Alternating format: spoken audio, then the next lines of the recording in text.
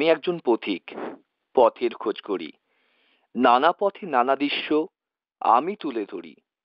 পথিক বলে তাড়িয়ে দেয় ভিটে থেকে দূরে। ক্লান্ত হয়ে বসে পড়ি নতুন পথের ধারে।